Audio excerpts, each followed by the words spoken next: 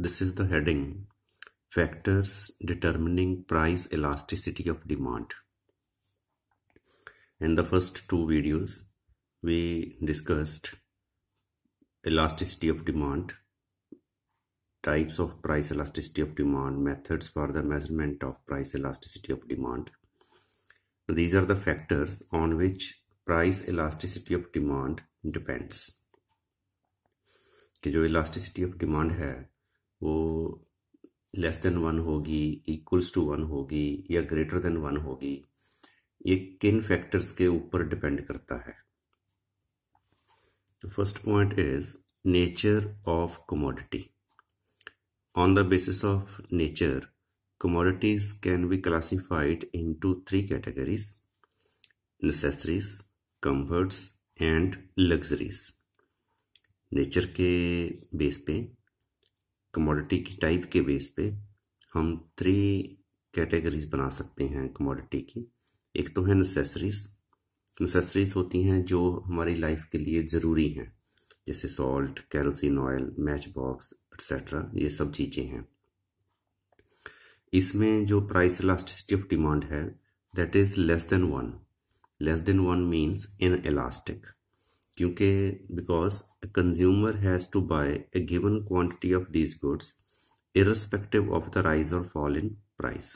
क्योंकि जो कंज्यूमर है उसको इन कमोडिटीज़ का कुछ ना कुछ पोर्शन ज़रूर लेना ही पड़ता है.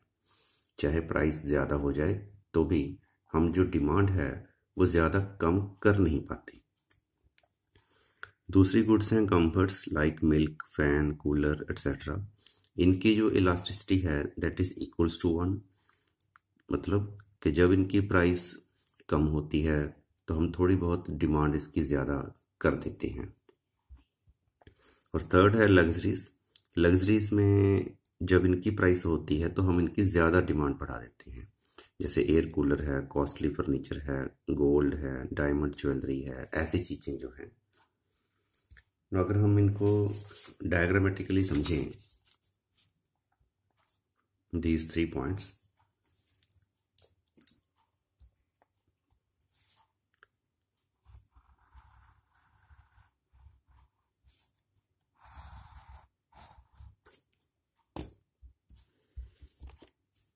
this is,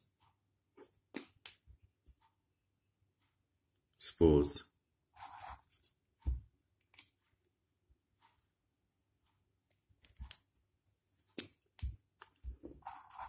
X commodity, this is the price of X. In case of necessities, elasticity is less than 1, like this. अब इसमें क्या है कि अगर suppose this is the initial price P1, demand is X1. तो अगर थोड़ी सी प्राइस, इतनी प्राइस पोज कम हो गई फ्रॉम P1 टू P0, ये प्राइस कम हो गई, तो इसकी जो डिमांड है वो बहुत ज़्यादा नहीं बढ़ती from X1 to X2. In case of necessities, क्योंकि जो नेसेसिटीज हैं इसका पहले ही हम सम अमाउंट गुड्स का बाय करते हैं जितनी हमें ज़रूरत है. जैसे नमक है, हम जितना पहले लेते हैं उतना ही, जितना हमें चाहिए उतना हम पहले ले रहे हैं. इसलिए जब उसकी प्राइस कम होगी तो हम बहुत ज़्यादा उसकी डिमांड नहीं करते, because these are the necessities. और ऐसे ही अगर सपोज हम माने price is P0, demand is X2, तो अगर इसकी प्राइस बहुत ज़्यादा हो जाए, P1 हो जाए, इवन देन हम इसकी जो डिमांड है वो बहुत ज़्यादा कम नहीं करेंगे, बहुत थोड़ी सी ही कम होगी. एंड जो नेसेसिटीज हैं,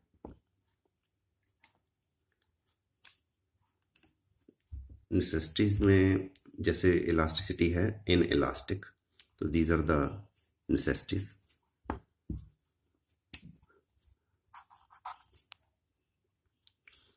अगर हम कंफर्ट्स देखें, मिल्क, फैन, कूलर एटसेट्रा, तो इसमें जो इलास्टिसिटी है it is suppose equals to 1। These are the comforts. तो इसमें क्या है, initial demand is this point x1। जैसे ही इसकी प्राइस कम हुई तो इसकी डिमांड बढ़ गई from x1 to x3।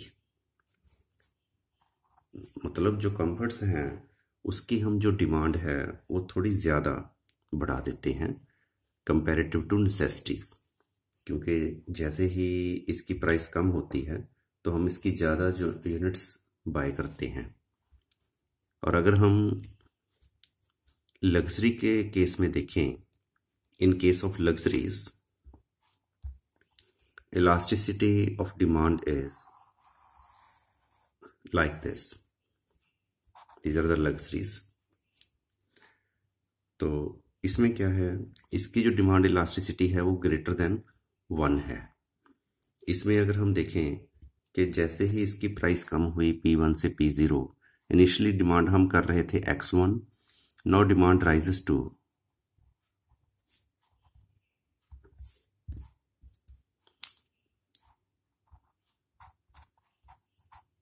x4, x1 से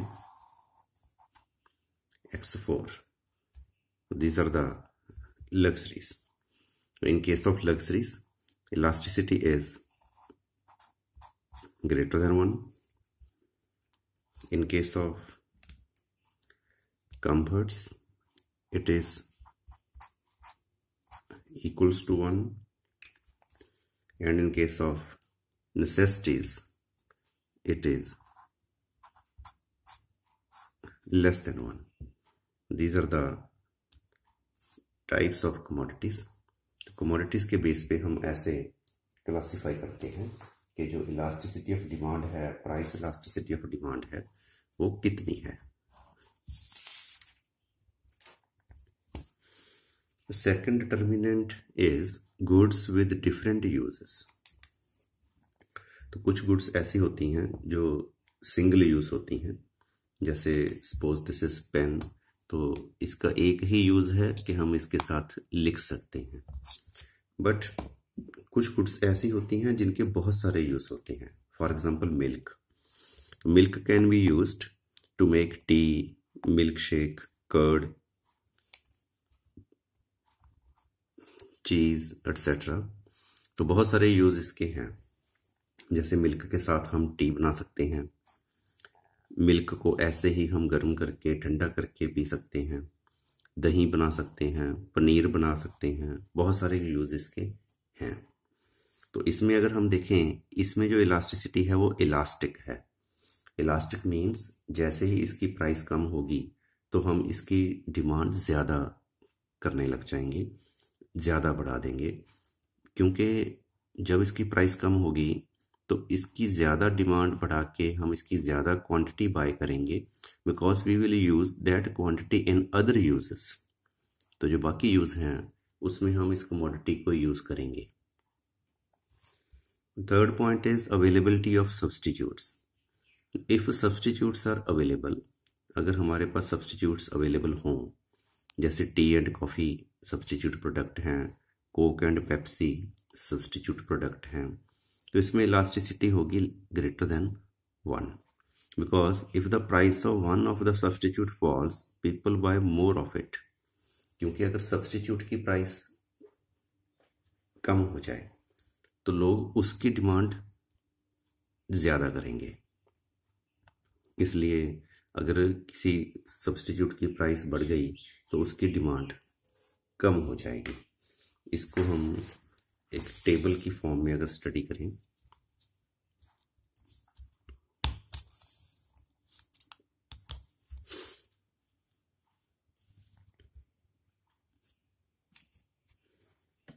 फॉर एग्जांपल हम टी एंड कॉफ़ी की अगर एग्जांपल देखें, suppose this is the price of T and this is the demand for T. और ऐसे ही अगर हम कॉफ़ी का लिखें, suppose this is the price of coffee and this is the demand for coffee.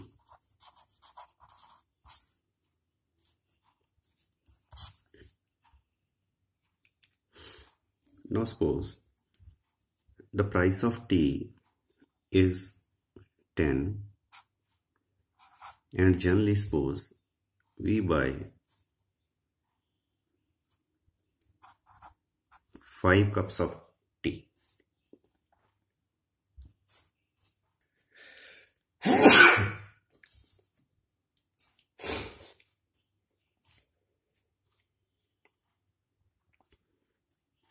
जो टी की price है वो सपोज है 10 रुपीज़ पर कप एंड हम इसकी बाय करते हैं क्वांटिटी सपोज 5 कप्स। एंड जो कॉफ़ी है, suppose the price of coffee is 20 rupees and we buy 2 cups of coffee.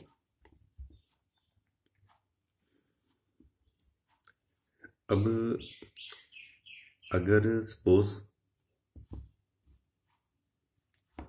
Coffee की प्राइस कम हो जाए, सपोज 20 to 15 हो गई,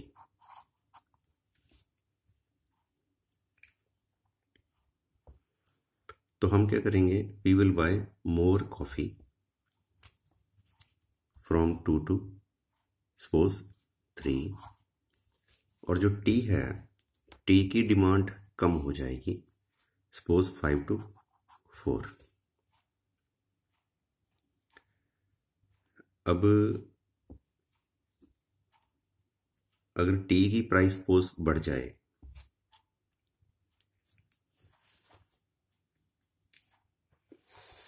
इसको हम दूसरी तरह से अगर देखें, अगर टी की प्राइस सपोज बढ़ जाए, सपोज 20 हो गई, तो हमने इसकी डिमांड कम कर दी क्योंकि इसके कंपैरेटिव हमने कॉफ़ी की डिमांड ज़्यादा कर दी। अगर कॉफ़ी की डिमांड 20 भी हो, अगर इसकी प्राइस सपोज 20 हो, इवन देन हम इसकी प्राइस डिमांड बढ़ा देंगे 2 से 3, क्योंकि जो टी है उसकी प्राइस ज़्यादा हो गई। तो जब टी की प्राइस ज़्यादा हो गई तो हम इसकी डिमांड कम कर देंगे और कॉफ़ी की जो डिमांड है वो बढ़ा देंगे। बल्कि हो सकता है कि हम टी की जो डिमांड है वो और भी ज़्यादा कम कर दें और जो कॉफ़ी की डिमांड है वो और भी ज़्यादा बढ़ा दें।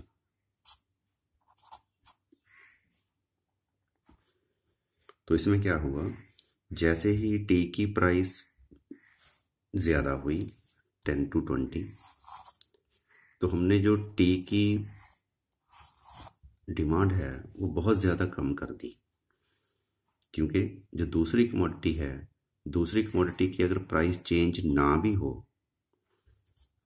तो भी हम उसकी जो डिमांड है वो बढ़ा देंगे, क्योंकि कंपैरेटिवली जो कॉफ़ी है अब 2020 पे अगर हम देखें तो कॉफ़ी अब महंगी नहीं है comparative to T.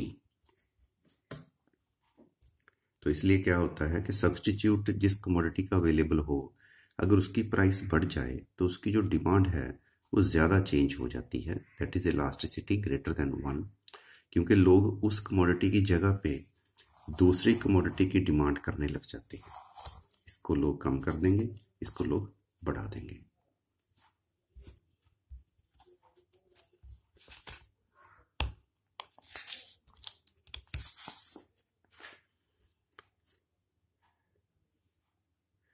The fourth point is joint demand.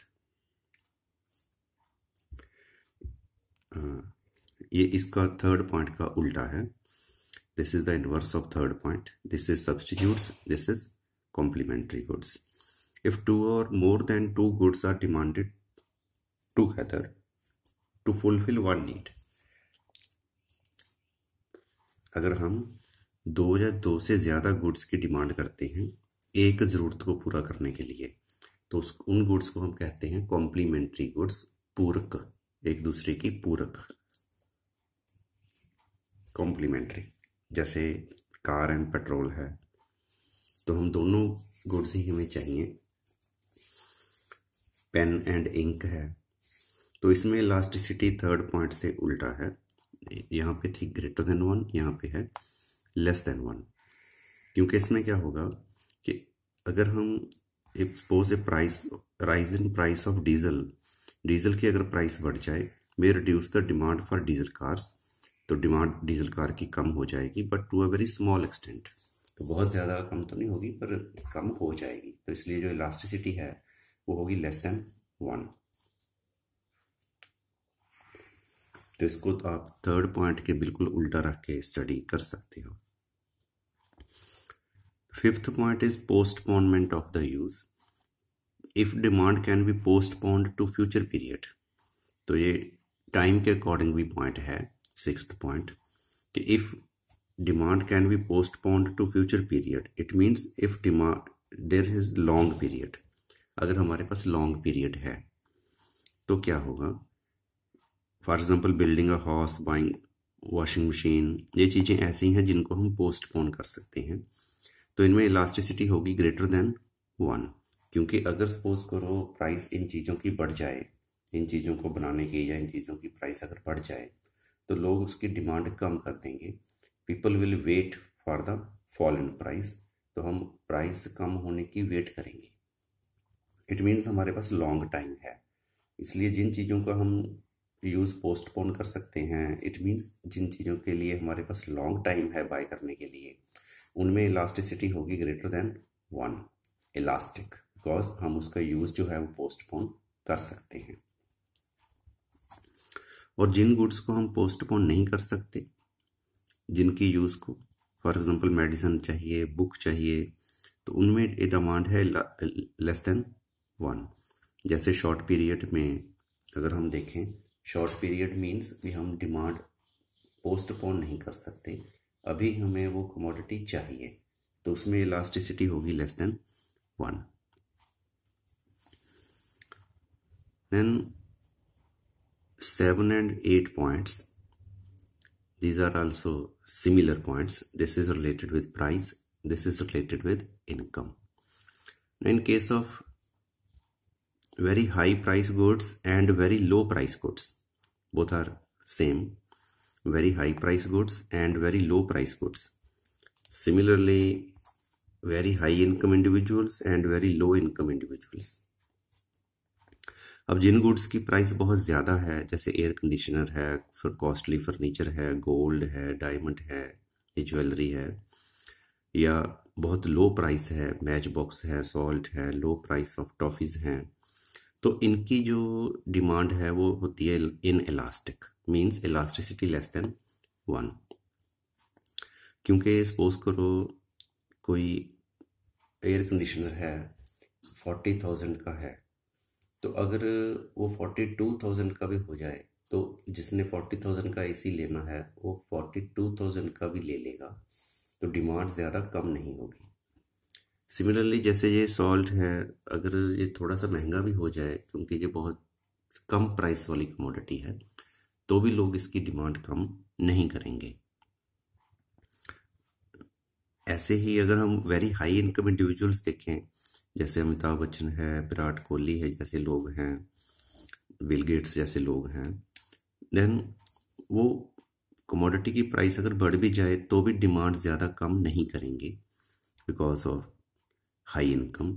ऐसे ही जो बहुत लो इनकम वाले लोग हैं, जैसे सपोज BMW कार है, सपोज 50 लाख की है, अगर वो 48 लाख की रह जाए तो भी ये डिमांड इंक्रीज नहीं करेंगे लो इनकम वाले लोग, क्योंकि वो 50 पे भी नहीं लेते थे, 48 पे भी नहीं लेंगे, 45 पे भी नहीं लेंगे। इट मीन्स जो डिमांड है वो होगी इन इलास्टिक। और जो मीडियम प्राइस गुड्स हैं और जो मिडिल इनकम लोग हैं उनके लिए डिमांड होती है इलास्टिक। जैसे गारमेंट्स हैं, फ्रूट्स हैं, चेयर है, रेडियो है, इन चीज़ों की डिमांड लोग बढ़ा देते हैं। और ऐसे ही जो मिडिल इनकम लोग हैं तो वो सेल्स से, डिस्काउंट से, गिफ्ट से अट्रैक्ट होकर चीज़ को बाय कर लेते हैं। 9th point is proportion of income spent on a commodity. तो आपकी इनकम का कितना प्रोपोर्शन है जो आप कमोडिटी के ऊपर खर्च कर रहे हो। अगर बहुत स्मॉल प्रोपोर्शन है देन इलास्टिसिटी लेस देन 1, अगर लार्ज प्रोपोर्शन है देन इलास्टिसिटी ग्रेटर देन 1। जैसे सपोज न्यूज़पेपर है, टूथपेस्ट है, शू पॉलिश है, इनमें हमारी इनकम का बहुत छोटा परसेंटेज खर्च होता है। इसका क्या मतलब है परसेंटेज का? जैसे सपोज जो हमारी इनकम है पर डे, सपोज हमारी पर डे इनकम है 300 रुपीज़।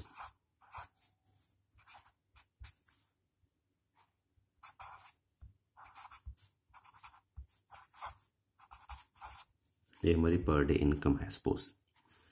अब न्यूज़पेपर जो है वो है सपोज ₹2 पर डे प्राइस।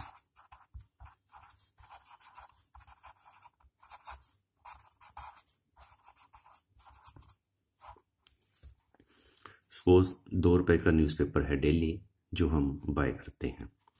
तो अगर हम देखें कि हमारी इनकम का कितने % शेयर न्यूज़पेपर के ऊपर लगा, 2 रुपीज़ अपॉन 300 इंटू 100, तो इतने पैसे हमारे लगे। ये बन जाएगा 20 कैंसिल, 2/3 और you can say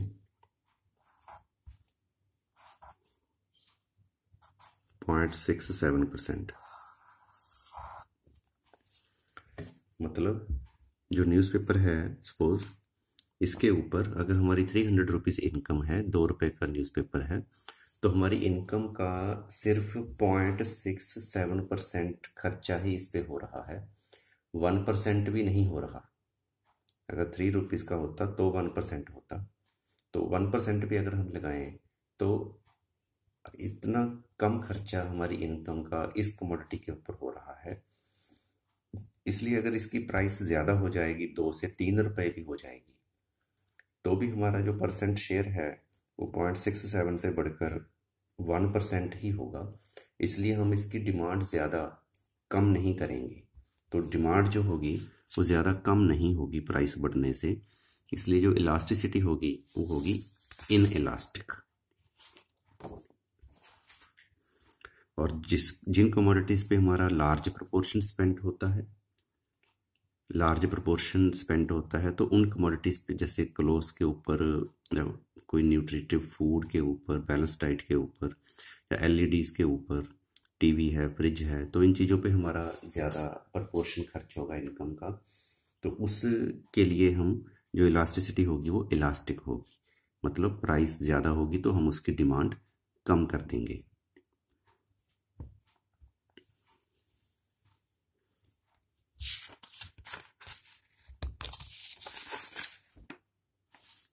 last point है 10th point, that is habit of the consumer, कि कंज्यूमर की हैबिट कैसी है। अगर कंज्यूमर को किसी चीज़ को यूज़ करने की हैबिट बन गई, जैसे हम कहते हैं कि हम हैबिचुअल हो गए, हम इसको छोड़ नहीं सकते, तो उसकी डिमांड हमेशा इन इलास्टिक होगी। जैसे सपोज कुछ लोगों को कॉफ़ी पीने की हैबिट बन गई, सिगरेट पीने की, कोल्ड ड्रिंक पीने की, न्यूज़पेपर रीड करने की, एनीथिंग। तो जैसे सपोज आपको कॉफ़ी पीने की हैबिट बन गई, तो अगर कॉफ़ी की प्राइस ज़्यादा भी हो जाएगी, even then you can not reduce the demand for coffee. तो जो इलास्टिसिटी होगी that will be less than 1। These are the 10 determinants of price elasticity of demand. Next heading is importance of price elasticity of demand. जो price elasticity of demand है वो हमारे क्या काम आती है, इसकी इम्पोर्टेंस क्या है, इसका यूज़ क्या है, सिग्निफिकेंस क्या है। वैसे तो अगर हम नेक्स्ट माइक्रो इकोनॉमिक्स के चैप्टर्स में देखेंगे तो प्राइस इलास्टिसिटी को हम यूज़ करते हैं, तो इसमें हम वो सारे पॉइंट्स इकट्ठा करके लिख रहे हैं कि कहाँ कहाँ पे हम जो प्राइस इलास्टिसिटी ऑफ डिमांड है उसका यूज़ करते हैं। For example in first point, determination of price under monopoly. तो मोनोपोली एक मार्केट स्ट्रक्चर है, एक ऐसा मार्केट स्ट्रक्चर होता है where seller is only one, single seller है, वो जो भी चीज़ सेल कर रहे हैं उसके सिमिलर कोई प्रोडक्ट मार्केट में नहीं है, इसलिए जिसने भी वो कमोडिटी लेनी है तो उसी सेलर के पास बायर जाएगा। तो सेलर जो है अपनी मर्जी से वो प्राइस चार्ज कर सकता है। तो सेलर कमोडिटी की प्राइस को ज़्यादा रखे या कम रखे, it depends upon price elasticity of demand. तो अगर price elasticity of demand elastic होगी ग्रेटर देन 1 तो लो प्राइस वो रखेगा, क्योंकि थोड़ी सी प्राइस कम करने से ही जो डिमांड है बहुत ज़्यादा बढ़ जाएगी। और अगर इलास्टिसिटी इन इलास्टिक होगी फिर वो प्राइस हाई रखेगा, क्योंकि बहुत ज़्यादा प्राइस रखने से डिमांड बहुत थोड़ी कम होगी, क्योंकि जो इलास्टिसिटी है वो इन इलास्टिक है। इसलिए मोनोपोली में प्राइस डिटरमिन करने के टाइम जो इलास्टिसिटी है वो ध्यान में रखी जाती है। Second is the price discrimination. Price discrimination is also a feature of imperfect competition or monopoly. तो इसमें क्या होता है कि जो सेलर है, seller charges different price from different consumers for the same product. तो मोनोपोली में ये बहुत इजी होता है प्राइस डिस्क्रिमिनेशन करना। अगेन, तो किससे प्राइस ज़्यादा लेनी है, किससे प्राइस कम लेनी है। अगर डिमांड इलास्टिक है then he will charge low price. Again, क्योंकि इलास्टिक का मतलब हो गया कि थोड़ी सी प्राइस चेंज होने से डिमांड का बहुत ज़्यादा बढ़ना। लाइक दिस, अगर मैं इलास्टिक समझाऊँ आपको, इलास्टिक ऐसे हो गया, थोड़ी सी ही अगर प्राइस कम होगी तो डिमांड में ज़्यादा चेंज आ जाएगा। This is elastic demand.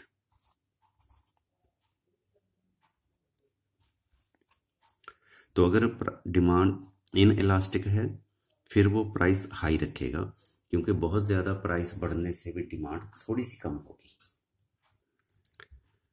Third is the price determination of joint supply goods. Joint supply goods में क्या होता है, ये गुड्स कुछ ऐसी गुड्स हैं कि हम एक चीज़ का प्रोडक्शन कर रहे हैं, दूसरी चीज़ का प्रोडक्शन अपने आप ही हो जाता है। For example cotton and cotton seeds, oil and oil cakes. अगर आप देखो, जैसे हम सपोज जूस निकालते हैं, ऑरेंज जूस निकालते हैं, तो जैसे हमने ऑरेंज को जूसर में डाला तो यू कैन चेक कि उसके 2 आउटलेट्स हैं, एक जिसमें जूस आ रहा है, दूसरा जिसमें उसके छिलके और जा रहे हैं। ठीक, तो ऐसे ही अगर हम ऑयल सीड्स का जूस निकालें, जिसको हम सरसों बोलते हैं, ऑयल सीड्स सपोज सरसों मस्टर्ड सीड्स हैं, तो जब हम उसका ऑयल सीड्स का ऑयल निकालेंगे तो उसको उसके जूसर में डालेंगे तो एक साइड तो निकलेगा ऑयल, दूसरी साइड जो छिलके वाली साइड निकलेगा उसको कहते हैं ऑयल केक्स, जिसको हम खल भी कहते हैं, जो कि एनिमल्स का फॉडर है। मेनली जो बफेलोज हैं लोग उनको डालते हैं। तो हमने ऑयल प्रोड्यूस किया, ऑयल केक अपने आप ही प्रोड्यूस हो गया। तो इसमें प्राइस कैसे डिटरमिन होगी? If demand for cotton is less than 1, in elastic है डिमांड फॉर कॉटन, तो कॉटन की जो डिमांड होगी वो बहुत ज़्यादा फिक्स हो जाएगी, कॉटन की जो प्राइस होगी वो ज़्यादा होगी, क्योंकि डिमांड इन इलास्टिक है। एक चीज़ अब याद रखो भी, अगर इन इलास्टिक डिमांड है तो हाई प्राइस, इलास्टिक डिमांड है तो लो प्राइस। तो कॉटन की अगर सपोज जैसे हमने ऑयल एंड ऑयल केक बताया, यहाँ पे कॉटन एंड कॉटन सीड्स की एग्जांपल है, इसको अगर आप समझ लो तो कॉटन जो होती है, कॉटन खेतों में लगती है, प्लांट्स के ऊपर लगती है। तो उस कॉटन को जब हम तोड़ते हैं तो उसके बीच में एक सीड होता है, इसको बड़े में भी कहते हैं। तो जब हम फैक्ट्री में कॉटन को कॉटन सीड से अलग करते हैं तो एक तरफ कॉटन निकलती है, दूसरी तरफ सीड्स निकलते हैं। तो वो कॉटन सीड्स फिर अलग काम आते हैं, कॉटन अलग काम आती है। तो अगर कॉटन की डिमांड इन इलास्टिक है, कॉटन की प्राइस हाई होएगी। सपोज अगर कॉटन सीड्स की डिमांड इलास्टिक है तो सीड्स की डिमांड सीड्स की जो प्राइस है वो कम होगी।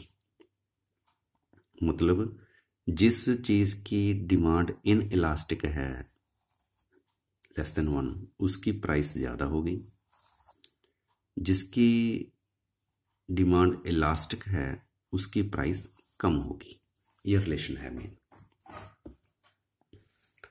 Similar is the point of wage determination. जैसे हम कमोडिटी की प्राइस डिटरमिन करते हैं, ऐसे ही हम लेबर की वेज की बात कर रहे हैं। अगर डिमांड फॉर लेबर इलास्टिक है फिर वेज जो होगा वो कम होगा, क्योंकि जो यूनियंस हैं वो हाई वेज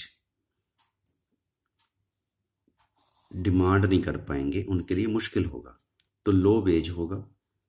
अगर इलास्टिक डिमांड है, जैसे हमने देखा इलास्टिक है तो लो प्राइस है, ऐसे ही इलास्टिक लेबर की डिमांड है अगर, तो वेज कम होगा।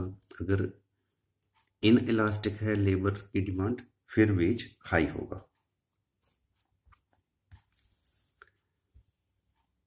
This is also beneficial for the finance minister, क्योंकि कौन सी गुड्स के ऊपर टैक्स लगाएं, कौन सी गुड्स के ऊपर टैक्स ना लगाएं।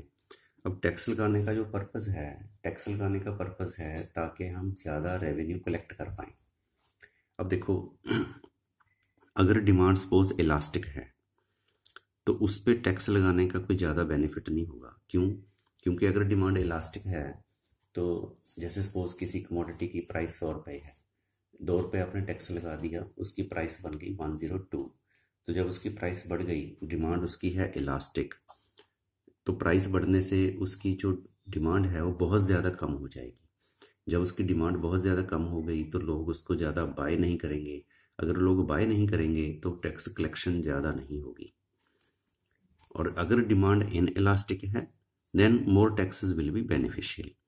तो अगर फाइनेंस मिनिस्टर चाहते हैं ज़्यादा रेवेन्यू कलेक्ट करना तो उनको उन चीज़ों के ऊपर टैक्स लगाना पड़ेगा ज़्यादा जिनकी डिमांड इन इलास्टिक है।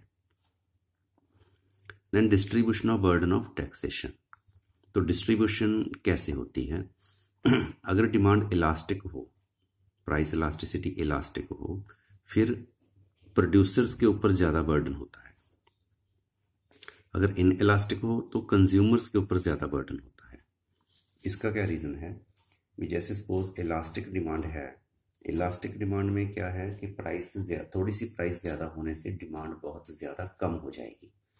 तो इसमें जो प्रोड्यूसर है, प्रोड्यूसर को भी इस बात का पता है, तो वो क्या करेगा, जैसे सपोज करो किसी कमोडिटी की प्राइस हमने जैसे सोचा 100 रुपीज़ है, 10 रुपीज़ मान लो टैक्स लग गया, तो प्रोड्यूसर क्या करते हैं, प्रोड्यूसर उसकी प्राइस 105 ही करेंगे, 10 नहीं करेंगे। क्योंकि अगर वो प्राइस उसकी 110 कर देंगे, 110 कर देंगे, तो उसकी डिमांड ज़्यादा कम हो जाएगी। इसलिए थोड़ा सा प्रोड्यूसर आप बर्दाश्त कर लेते हैं टैक्स बर्डन, थोड़ा सा कंज्यूमर पे डाल देते हैं। तो बल्कि 5 ही नहीं करेंगे, 2 ही करेंगे, 102, बाकी सारा आप कर लेंगे टॉलरेट। और अगर इन इलास्टिक हो फिर वो इसकी प्राइस 108 भी कर सकते हैं, क्योंकि ज़्यादा बर्डन फिर वो कंज्यूमर पे डाल देंगे, इसकी प्राइस ज़्यादा हो जाएगी तो भी डिमांड कम नहीं होगी, इसलिए जो प्रोड्यूसर है वो ज़्यादा बर्डन कंज्यूमर पे डाल देगा। तो टैक्स का बर्डन किसके ऊपर जाएगा? Again it depends upon the elasticity. Then international trade के लिए भी ये इंपॉर्टेंट है कि आप चाहते क्या हो। जैसे सारी कंट्रीज की कोशिश होती है कि हम एक्सपोर्ट्स ज़्यादा करें, इंपोर्ट कम करें। तो एक्सपोर्ट ज़्यादा करने के लिए हम क्या करेंगे, जिन कमोडिटीज़ की डिमांड इंटरनेशनल मार्केट में इलास्टिक है, इलास्टिक मीन्स ग्रेटर देन 1 है, तो हमारी कोशिश होगी कि उन कमोडिटीज़ की प्राइस कम रखें, कि जो भी हम ये एक्सपोर्ट कर रहे हैं कमोडिटी उसकी प्राइस कम हो, क्योंकि इस एक्सपोर्ट वाली कमोडिटी की अगर प्राइस कम होगी तो बहुत ज़्यादा डिमांड उसकी बढ़ जाएगी। तो फिर हम एक्सपोर्ट करने वाली कौन सी कमोडिटी की प्राइस ज़्यादा चार्ज कर सकते हैं, where elasticity is less than 1, क्योंकि इस केस में क्या है, ये ऐसी कमोडिटीज़ हैं जो लोग आपकी कंट्री से बाय करते हैं और इसकी डिमांड है इन इलास्टिक। तो अगर आप बहुत ज़्यादा प्राइस भी एक्सपोर्ट की रख दोगे तो भी डिमांड ज़्यादा कम नहीं होगी, मतलब एक्सपोर्ट्स ज़्यादा कम नहीं होंगे। Then importance for the policy of nationalisation, nationalisation की पॉलिसी। तो government nationalise those enterprises whose demand is in elastic, तो जिनकी डिमांड इन इलास्टिक है आमतौर पे गवर्नमेंट उनको नेशनलाइज कर देती है। जैसे अपनी कंट्री में देखें, इलेक्ट्रिसिटी जो है वो गवर्नमेंट सप्लाई करती है, वाटर सप्लाई गवर्नमेंट सप्लाई करती है, टेलीफोन गवर्नमेंट का है, अब प्राइवेट भी है बट गवर्नमेंट का भी है, रेलवेज फुली गवर्नमेंट की हैं। तो ये जो गुड्स हैं ये ऐसी गुड्स हैं जिनकी इलास्टिसिटी लेस देन 1 है। जैसे इसकी प्राइस अगर बहुत ज़्यादा हो तो भी लोग इलेक्ट्रिसिटी यूज़ करेंगे, प्राइस बहुत ज़्यादा हो तो भी हम वाटर सप्लाई यूज़ करेंगे। इसलिए क्या होता है कि अगर हम इन चीज़ों को प्राइवेट एंटरप्रेन्योर के पास छोड़ दें तो उसमें वो ज़्यादा प्राइस चार्ज कर सकते हैं because of the in elastic demand. इसलिए गवर्नमेंट क्या करती है कि जिन चीज़ों की डिमांड इन इलास्टिक है तो गवर्नमेंट कोशिश करती है कि उन चीज़ों को आप सप्लाई करें विद नेशनलाइजेशन।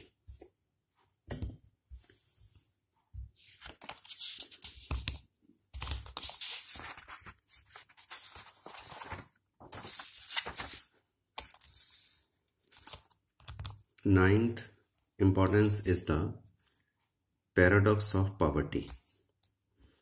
तो इसमें क्या होता है, बहुत सारी चीज़ें ऐसी हैं जैसे फार्म प्रोडक्ट हैं, एग्रीकल्चर प्रोडक्ट हैं, उनकी डिमांड इन इलास्टिक होती है। इन इलास्टिक मीन्स जैसे अनियन है, प्याज है, आमतौर पे हम उसकी डिमांड बहुत ज़्यादा नहीं करते, जितना हम डेली कंज्यूम करते हैं उतना ही करते हैं। अब जितनी भी एग्रीकल्चर प्रोडक्ट हैं, फ्रूट्स हैं, वेजिटेबल्स हैं, पोटैटो है, जितने हम डेली कंज्यूम करते हैं, टमाटोज़ हैं, आलमोस्ट उतने ही करते हैं। तो अगर टमाटो हम डेली 3 यूज़ करते हैं, अगर उसकी प्राइस कम हो जाए तो ये नहीं होता कि हम 10 पोटैटो डेली यूज़ करने शुरू कर दिए, तो हम उसकी डिमांड आलमोस्ट उतनी ही रखते हैं। तो इनमें क्या, जैसे चपातीज़ हैं, चपातीज़ हम डेली जितनी कंज्यूम करते हैं, खाते हैं, आप जितनी रोटी खाते हो उतनी ही खाते हो। अगर वीट की प्राइस कम हो जाए, ये नहीं कि आप रोटी ज़्यादा खानी स्टार्ट कर दोगे, तो नंबर ऑफ चपातीज़ आप उतनी ही कंज्यूम करोगे। तो ऑलमोस्ट जो एग्रीकल्चर प्रोडक्ट होते हैं, फार्म प्रोडक्ट होते हैं, उनकी इलास्टिसिटी होती है लेस देन 1। तो इसमें क्या होता है कि जब फार्मर इन कमोडिटीज़ को ज़्यादा ग्रो कर लेते हैं, जैसे वीट है सपोज, बहुत ज़्यादा ग्रो कर लिया, तो मार्केट में जब वीट आएगा तो उसकी सप्लाई बहुत ज़्यादा बढ़ जाएगी। अब डिमांड बहुत ज़्यादा नहीं है, इन इलास्टिक है, सप्लाई बढ़ने से उसकी प्राइस बहुत ज़्यादा कम हो जाएगी। तो अब फार्मर जो है, फार्मर ने ज़्यादा प्रोडक्शन किया इसलिए ताकि वो रिच बन सके, ताकि वो उसकी इनकम बढ़ सके, इसलिए उसने ज़्यादा प्रोडक्शन किया। बट ज़्यादा प्रोडक्शन करने से कमोडिटी की सप्लाई बढ़ गई, सप्लाई बढ़ने से उसकी प्राइस कम हो गई, डिमांड ज़्यादा नहीं बढ़ी। तो उस केस में क्या हुआ कि कमोडिटी की उसको प्राइस कम मिलने से उसकी ज़्यादा क्वांटिटी प्रोड्यूस करने के बावजूद भी उसकी जो इनकम है वो ज़्यादा नहीं बनी। This is the paradox of poverty. Last is the affect on employment. तो एम्प्लॉयमेंट के ऊपर अफेक्ट, अगर गुड्स की डिमांड इलास्टिक हो, इलास्टिक मतलब थोड़ी सी प्राइस कम होने से डिमांड बहुत ज़्यादा बढ़ जाएगी। तो जो ऑटोमेटिक मशीन्स होती हैं, जब हम ऑटोमेटिक मशीन यूज़ करेंगे तो गुड्स की सप्लाई बढ़ जाएगी फैक्ट्री में। तो जब उनकी सप्लाई बढ़ेगी तो उनकी प्राइस कम हो जाएगी, प्राइस कम होने से डिमांड बहुत ज़्यादा बढ़ जाएगी क्योंकि डिमांड है इलास्टिक। तो डिमांड बढ़ने से जो प्रोड्यूसर है फैक्ट्री का जो मालिक है वो और गुड्स को पैदा करेगा, और गुड्स को पैदा करेगा तो लोगों को एम्प्लॉयमेंट मिलेगी। इसलिए जिन गुड्स की डिमांड इलास्टिक है उन गुड्स में ऑटोमेशन का बहुत ज़्यादा पॉजिटिव इफेक्ट पड़ता है ऑन एम्प्लॉयमेंट, और अगर इन इलास्टिक हो फिर नहीं पड़ेगा, and vice versa. These were some important points of price elasticity of demand. This is another type of elasticity of demand, that is income elasticity of demand. According to Watson, income elasticity of demand means the ratio of the percent change in quantity demanded to the percent change in income. जैसे price elasticity of demand में definition थी, same definition है, proportionate change in quantity demanded for the good X due to proportionate change in income of the consumer. तो इसमें हम क्या देख रहे हैं, डिमांड फॉर एक्स का इनकम के साथ रिलेशन, कि जब इनकम में चेंज आती है, प्रोपोर्शनेट चेंज आती है, तो एक्स की डिमांड में कितनी चेंज आती है। Proportionate change in demand delta Q x upon Q x, change कितनी आई, पहले क्या था। इनकम में चेंज कितनी आई, पहले क्या था। ये मैंने फर्स्ट वीडियो में सारा समझाया हुआ है, इलास्टिसिटी ऑफ डिमांड का पार्ट 1।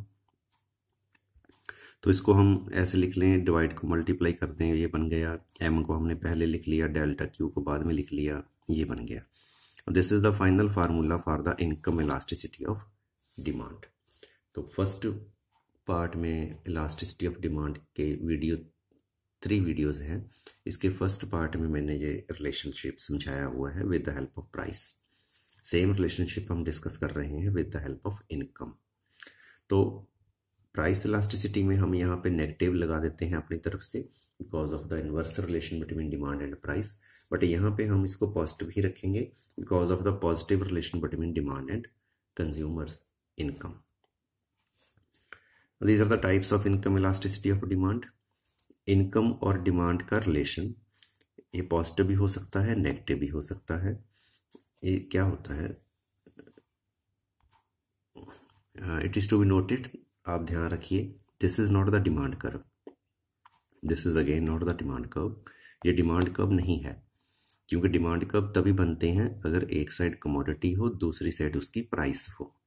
तो यहाँ पे एक साइड कमोडिटी है, दूसरी साइड उसकी प्राइस नहीं है, दूसरी साइड इनकम है, इसलिए ये डिमांड कर्व नहीं है। ये कोई ऐसी लाइंस हैं जो कमोडिटी की डिमांड और इनकम के बीच रिलेशन दिखाती हैं। तो ये पॉजिटिव रिलेशन है, ये नेगेटिव रिलेशन है। आमतौर पे क्या होता है, इन case of normal goods the relationship is positive, relation between demand and consumers income. Income बढ़ने से डिमांड बढ़ जाती है, पॉजिटिव रिलेशन होता है। And in case of inferior goods, the relationship is negative. Inferior goods, अब inferior goods कौन सी हैं, normal goods कौन सी हैं? Actually, these are not any particular goods. ये कोई goods नहीं होती, हम कहें भी ये normal है, ये inferior है, ऐसा कुछ नहीं होता। It depends upon our income level, as shown in this table. देखो, जो inferior goods हैं जिनमें इलास्टिसिटी होती है नेगेटिव, ये वाली negative means less than 1, at high level of income हमारी जो गुड्स हैं वो इन्फीरियर हो जाती हैं। और इनकम इलास्टिसिटी जो पॉजिटिव है, जिसको हम नॉर्मल गुड्स कहते हैं, ग्रेटर देन 0। ग्रेटर देन 0 के फिर हमने 2 पार्ट्स बनाए हैं, एक 0 से लेके 1 तक, एक 1 से ऊपर। तो जो 0 to 1 है उसको हम कहते हैं necessity. At intermediate level of income, the goods are necessities. And जो elasticity greater than 1 है, income elasticity, उनको हम कहते हैं luxury. And at low level of income, the good is luxury. अब इसको आप ऐसे समझो, जैसे सपोज कोई पुअर फैमिली है, तो पुअर फैमिली है, उनके पास पैसे नहीं हैं, वो एक फैन भी नहीं ले सकते, पंखा। तो जब उनकी इनकम कम है, लो है, तो फैन उनके लिए एक लग्जरी है। तो उनको लगता है कि अगर अपने घर में फैन हो तो कितना अच्छा है, तो अभी उनके पास एक लग्जरी की टाइप है फैन के, फैन बहुत अच्छी चीज़ है। तो जब उनकी थोड़ी सी इनकम बढ़ जाएगी, इंटरमीडिएट लेवल लो लेवल से ज़्यादा है, तो जब इनकी इनकम बढ़ जाएगी तो उनको फ़ैन नेसेसिटी लगेगा, तो वो दूसरे रूम में भी फ़ैन लगाएंगे। उनको लगेगा कि फ़ैन के बिना तो रहना मुश्किल है, फ़ैन तो बहुत ज़रूरी है। तो पहले जो चीज़ लग्जरी थी अब उनके लिए नेसेसिटी बन जाएगी जब उनकी इनकम बढ़ गई। और जब उनकी इनकम और ज़्यादा बढ़ जाएगी फिर उनको फ़ैन भी घटिया लगेगा, क्योंकि उनको लगेगा ये तो कोई फ़ैन अच्छी बात नहीं है, आवाज़ आती है इसमें तो कूल एयर नहीं आती, एसी ज़्यादा बेटर है। तो उनको जो फ़ैन है वो घटिया लगने लग जाएगा, इन्फीरियर लगने लग जाएगा। इसलिए क्या होता है कि फ़ैन को हम क्या कहेंगे, वो नॉर्मल है, इन्फीरियर है। तो जब हमारी इनकम बहुत कम हो तो कम इनकम पे हमें जो चीज़ लगती है लग्जरी, थोड़ी सी इनकम बढ़ने से इंटरमीडिएट इनकम लेवल पे हमें वही चीज़ लगने लग जाती है नेसेसिटी, और इनकम बढ़ने पे हमें वही चीज़ लगने लग जाती है इन्फीरियर। इसलिए जो गुड्स होती हैं, गुड्स कोई नॉर्मल इन्फीरियर नहीं होती। This is our income level that makes the goods inferior और normal. And last type of elasticity is the cross elasticity of demand। Cross elasticity हम इसलिए बोलते हैं क्योंकि इसमें हम देख रहे हैं x की डिमांड के ऊपर y की प्राइस का इफेक्ट। ये है y कमोडिटी, ये है x कमोडिटी, मतलब प्राइस किसी और कमोडिटी की, डिमांड किसी और कमोडिटी की, इसलिए हम इसको कहते हैं cross. According to Ferguson, Charles Ferguson is an American economist. The cross elasticity of demand is the proportionate change in the quantity demanded of good X to a proportionate change in price of related good, say Y। तो X good के साथ जो भी related good है वो Y भी हो सकती है, कोई और भी हो सकती है, हमने इसको लिख लिया Y। तो proportionate change in quantity demanded for the good X due to proportionate change in price of the good Y. तो इसको भी हमने ऐसे लिखा है, प्रपोर्शनेट चेंज, एक्स की डिमांड में चेंज कितना आया, कितनी डिमांड पहले थी, वाई की प्राइस में चेंज कितना आया, वाई की प्राइस पहले क्या थी। तो इसको हमने ऐसे करके लिख लिया, मल्टीप्लाई, वाई पहले लिख लिया, डेल्टा बाद में लिख लिया, सेम बन गया। तो इसको हमने डिटेल में एक्सप्लेन किया हुआ है first part of the video in case of price elasticity of demand definition. Cross elasticity of demand की 3 टाइप्स हैं, पॉजिटिव, नेगेटिव एंड ज़ीरो। तो पॉजिटिव नेगेटिव जो है, again this is not the demand curve, क्योंकि इसमें demand quantity लगाई है x, price लगाई है y की। तो ये डिमांड कर्व तभी होती है अगर हम x की ही प्राइस लगाते, तो ये x की प्राइस नहीं है, इसलिए ये डिमांड कर्व नहीं है। This is only a line that shows the positive relation between these two variables. This line shows the negative relation between these two variables. Now, positive कब होती है cross elasticity? In case of substitute goods. तो substitute goods में elasticity होती है positive, मतलब अगर goods substitute हों तो इनका रिलेशन होता है पॉजिटिव। तो ये हमने लॉ ऑफ डिमांड की वीडियो में समझाया हुआ है, मैं दोबारा फिर यहाँ बता देता हूँ। जैसे सपोज सब्सटीट्यूट गुड्स हैं, जैसे हम लगाएं price of T, demand for T, demand for coffee. तो प्राइस टी की है 10, हम लेते हैं सपोज 5, इसका हम लेते हैं सपोज 3। तो टी की प्राइस जो है वो मान लो हो गई 20, तो हमने टी की जो डिमांड है वो कर दी कम, कॉफ़ी की डिमांड कर दी ज़्यादा। तो अगर अब हम टी की प्राइस एंड कॉफ़ी की डिमांड का रिलेशन देखें, ये पॉजिटिव हो गया, टी की प्राइस बढ़ने से कॉफ़ी की डिमांड बढ़ गई, तो ये बन गया पॉजिटिव रिलेशन। मतलब एक कमोडिटी की डिमांड, दूसरी कमोडिटी की प्राइस, दूसरी कमोडिटी की प्राइस बढ़ने से इस कमोडिटी की जो डिमांड है वो बढ़ गई, पॉजिटिव रिलेशन बन गया। इसलिए हम कहते हैं case of substitutes EC, cross elasticity of demand is positive. In case of complementary the relationship is negative. तो ये इसका उल्टा है। कॉम्प्लीमेंट्री में यहाँ अगर हम देखें, अगर हम लगाएं price of ink, demand for pen, तो इंक की जो प्राइस है वो सपोज है 10, हम पेन खरीदते हैं 5। इंक महंगी हो गई तो हमने पेन की डिमांड कम कर दी। देखो, अगर इंक बढ़ गई तो पेन की डिमांड कम हो जाएगी, इसलिए ये बढ़ने से ये डिमांड कम हो गई। ये इंक की डिमांड नहीं है, ये पेन की डिमांड है और ये इंक की प्राइस है, तो इसलिए इनका रिलेशन बन गया नेगेटिव, क्योंकि एक के बढ़ने से दूसरा कम हो गया। एंड अगर कमोडिटीज इंडिपेंडेंट हो, इंडिपेंडेंट मतलब जैसे हमने लिखा dx is the function of py, तो जो y है हमेशा वो लिखते हैं हम जिसका x के साथ रिलेशन हो, रिलेटेड कमोडिटी हो। अगर y ऐसी कमोडिटी है कि जिसका कोई रिलेशन ही नहीं, जैसे सपोज हम यहाँ लिखें शुगर, यहाँ हम लिखें सपोज हल्दी और टर्मरिक पाउडर,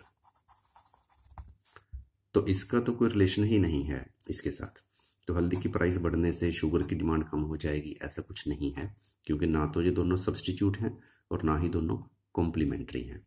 तो एक की प्राइस जब बढ़ती है, सपोज इसकी प्राइस है इतनी, हम डिमांड कर रहे हैं इतनी, वाई की प्राइस सपोज बढ़ गई तो भी हम एक्स की डिमांड ना कम कर रहे हैं ना ज़्यादा कर रहे हैं। इट मीन्स वाई की प्राइस चेंज होने का एक्स की डिमांड के ऊपर कोई भी इफेक्ट नहीं है। This was cross elasticity of demand. With this, your topic elasticity of demand is complete. There are 3 parts of the videos of this chapter. For complete explanation of elasticity of demand, you must watch all the 3 videos very carefully. Thank you.